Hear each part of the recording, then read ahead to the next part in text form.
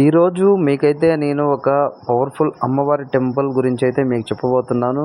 మా బాల్యంలో అయితే ఈ అమ్మవారి టెంపుల్‌కి అయితే మేము ప్రతి ఆదివారం ఇక్కడికి వచ్చేవాళ్ళం. ఎందుకంటే ఇక్కడ ప్రసాదాలు చాలామంది కోరికలు తీర్చేదని చెప్పేసి అప్పుడు మా పెద్దలు మాకు చెప్పిన మాట అనమాట. అసలు ఈ గుడి ఎక్కడుందో మీకైతే తెలియజేస్తున్నా. Hello, welcome back to Prasad talks అండి.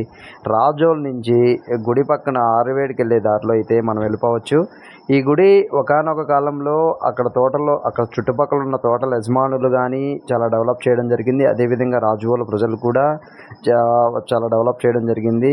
అట్ ద సేమ్ టైం ఇప్పుడైతే ఆ గుడి కొంచెం కనుమరుగైపోయింది. అది ఎందుకు ఏంటి అనేది అసలు అర్థం కాని సిచ్యువేషన్లో నా బాల్యంలో అయితే నా ఫ్రెండ్స్ అందరం కలిసి ఆల్మోస్ట్ అక్కడే ఉండేది. ఆ గుడి దగ్గర అయితే మేమైతే చాలా హ్యాపీగా ఎంతోమంది పొంగళ్ళు పెడుతున్న ప్రసాదాలు మేము స్వీకరించేది. చాలా హ్యాపీగా ఉండేది. అప్పుడైతే అందరూ ఫ్రెండ్స్తో కోలాహలంగా రాజోల్ ఫుల్ అయితే అక్కడ ఉండేది. ఎంతో కోలాహలంగా పొంగళ్ళు పెట్టుకుంటూ అక్కడ ఉండేవాళ్ళు.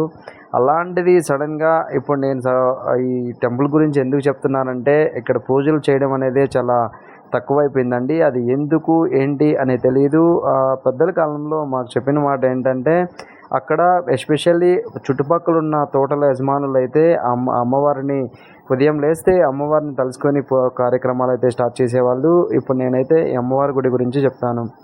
ఇక్కడ మన ఆరువేడికి వెళ్ళే దారిలో ఈ టెంపుల్ అయితే చూడండి, అప్పుడు కాలంలో కట్టిన టెంపుల్ అండి ఇది. చాలా ఈ టెంపుల్ అమ్మవారు అయితే పతివతమ్మ అని అంటారు. చూడండి, అప్పుడైతే చాలామంది ఎన్నో గిఫ్ట్స్ ఆ గుడిని డెవలప్ చేయడానికి వాళ్ళకి తోచిన విధంగా డెవలప్ చేశారండి. అయితే చాలా పవర్ఫుల్ అండి. ఒకానొక సమయంలో అసలు కోరికలు కోరుకున్న తర్వాత అమ్మవారిని దర్శించుకొని కోరికలు కోరుకున్న తర్వాత అవైతే ఖచ్చితంగా నెరవేరుతాయని అప్పటి కాలంలో మాకు నమ్మకం ఉండేదండి. అలాంటిది ఇక్కడ పూజలు నోచుకోవడం కూడా ఈ పతివతమ్మకి చాలా తక్కువైపోయింది. అది ఎందుకు ఏమో తెలియదు.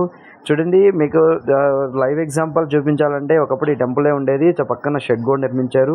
ఎవరైనా భక్తులు వచ్చి ఎండలకి ఇబ్బంది పడకుండా ఈ షెడ్ని అయితే అక్కడ అమ్మవారిని దర్శించుకున్న తర్వాత, ఎవరైనా మొక్కుబడులు ఏమైనా ఉన్న తర్వాత అయితే ఇక్కడికి వచ్చి పొంగళ్ళు పెట్టుకొని వాళ్ళ ఫ్యామిలీతో వచ్చి అక్కడ కూర్చొని ఏర్పాటు కూడా చేశారండి. అది చాలా మనం అందరం గమనించాలి. అంత పవర్ఫుల్ పతివతమ్మ టెంపుల్ ఇప్పుడు పూజలు కూడా చేసేవారు కూడా తక్కువైపోయారు. అది ఏమో తెలీదు.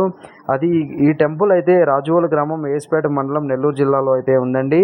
అదేవిధంగా ఇక్కడ ఈ విధంగా మీరు గమనించినట్లయితే పశువులకి నీళ్ళు తాగడం కూడా అది ఏర్పాటు చేశారు. ఇది స్టిల్ అప్పటి నుంచి ఇప్పుడు దాకా కూడా ఈ వాటర్ అనేది దారిన పోతున్న ప్రజలకైతే ఎంతో ఉపయోగపడుతుందండి. ఇక్కడ బావి ఉంది. ఈ బావిని కూడా మేమైతే పతివతమ్మ బావి అనేవాళ్ళం అండి. అప్పుడు కాలంలో ఈ బావిలో ఈత కూడా కొట్టేవాళ్ళండి.